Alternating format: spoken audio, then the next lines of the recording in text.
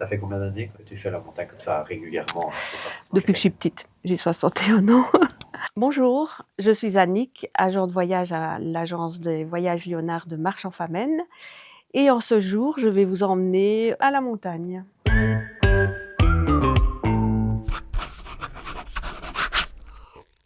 Quand on voit les montagnes, on se dit c'est fabuleux. Moi, aller à la plage pour ne rien faire, c'est pas mon truc.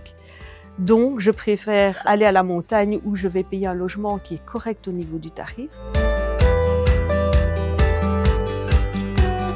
En général, je dirige le client soit vers les montagnes autrichiennes, soit vers la France. La montagne est un terrain de jeu en Autriche. Partout, à toutes les altitudes, dans les lacs, ils placent des jeux en bois, des jeux gonflables dans les lacs pour que les enfants aillent jouer. Donc c'est tout un loisir d'enfants qui se développe à la montagne autrichienne. Par contre, c'est la langue parfois qui fait défaut, raison pour laquelle je les oriente vers la France, où là la montagne est moins dirigée pour les loisirs enfants, c'est plutôt le parent qui va devoir créer l'activité en fait.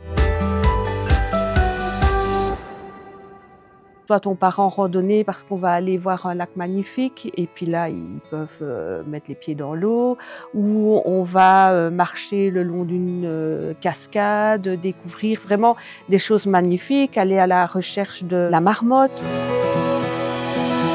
Est-ce qu'il y a des villes dans la montagne que tu conseilles plus que d'autres? Déjà, je m'intéresse au genre de population que le client souhaite retrouver sur place. Donc, est-ce qu'il veut énormément de monde ou pas beaucoup de monde?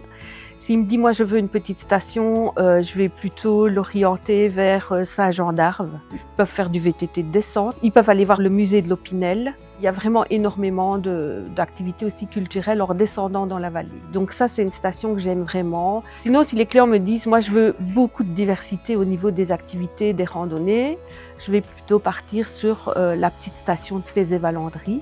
Il y a énormément de randonnées possibles, énormément de possibilités de descente en VTT ou de balade en vélo électrique, qui est très bien aussi et très bien fléché. Et les guides, en général, dans les petites stations, c'est vraiment les gens de là-bas qui vivent et qui vous emmènent à découvrir la montagne. Donc c'est très enrichissant. Un lieu que tu pourrais décrire les yeux fermés? Le lac d'altitude de la Plagne, que j'ai fait cette année.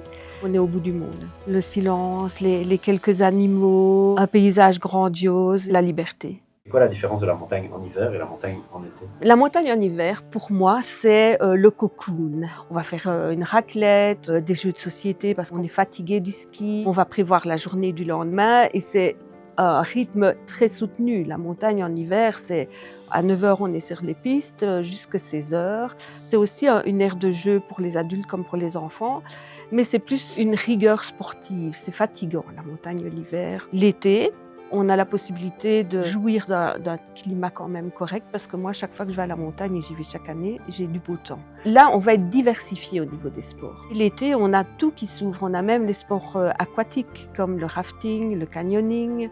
Donc pour moi, l'été, c'est une ressource d'énergie, de soleil et de découverte de sports que peut-être on n'a jamais pratiqué.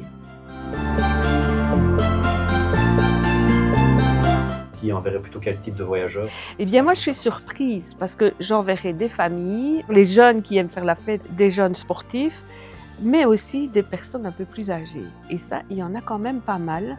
De plus en plus, la montagne, l'été, se développe avec des marches de tous les niveaux. Beaucoup de domaines y développent les skibus qui vous ramènent. Et je trouve qu'elle s'adresse aussi aux personnes 3x20 qui veulent prendre un bon bol d'air sans trop marcher, c'est possible aussi. Tous les soirs, les stations où je suis allée, il y avait des films gratuits en pleine nature.